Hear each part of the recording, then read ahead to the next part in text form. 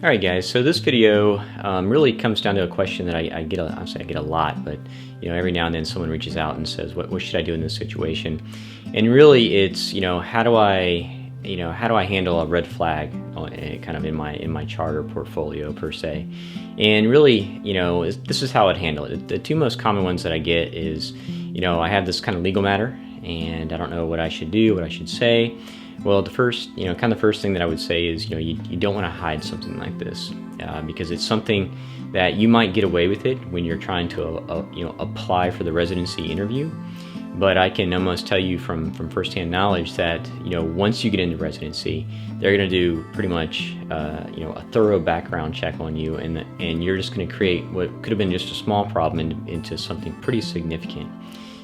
Because they will, find out if you have any kind of legal issues in there. So, the best way to handle it is to, it's just to own it. I hate to say it like that, but you have to put it out there. You have to be kind of forthcoming with it, but maybe do something extra with it. Say if it was an underage drinking problem that you had, or you got cited for, or whatnot, is to maybe do something before you do the application process to say that you've kind of learned your lesson from that, and that you've educated others on this. And again, whether that's becoming part of some medical students against drunk driving, or doing something, or volunteering at some AA meetings, or whatever it takes, you got to show some type of evidence that you've again, number one, you owned it, but number two, that you've learned from the process.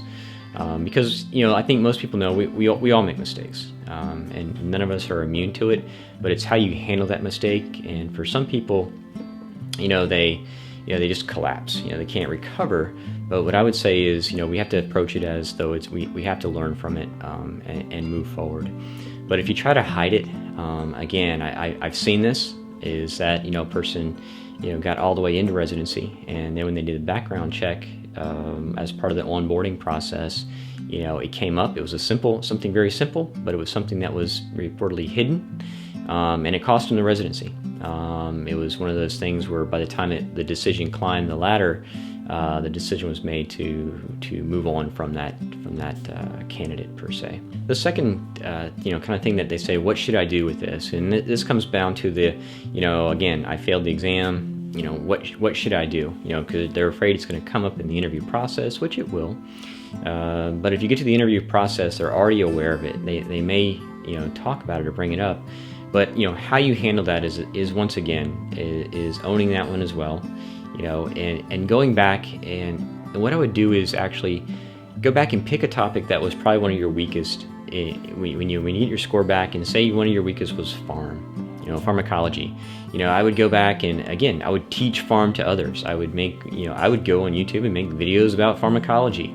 It kind of proves to the director that, okay, here's somebody that faced some adversity. Their back was against the wall. They had a decision whether they're going to quit or move forward. You decided to move forward with that, and it shows that you're willing to improve, because the directors know that in residency you're gonna face challenges in themselves, and it's how you handle those challenges is really what they're looking for, and the kind of resident that they're hoping to bring to their program. So again, own it per se. You don't shy away from the fact that you didn't pass, and say, this is what I did to improve, and to let them know that this is the type of work ethic that should I come to this program, this is the type of work ethic that I would bring.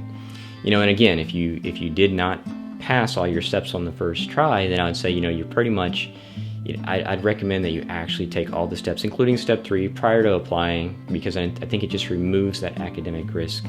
The thought in terms of any program's going to think, okay, well, are they a risk of not passing step 3, where we got to remove them from the program? And you just eliminate that idea for them. So these are the two probably the most common questions that I get about, here's a red flag in my, in pretty much what I've been through in medical school. What should I do? And again, it's having that how to address the legal matter, and also pretty much how to address any type of failure and stuff. So if there's something else that I missed, you can either email me personally. It's the email address will probably be in the description, or you can just kind of leave a comment below. I'll tell you how I would approach it. again, you know, kind of serving as the chief resident stuff, kind of had a little bit of a backdoor or backstage pass per se on how this process works, at least through our program.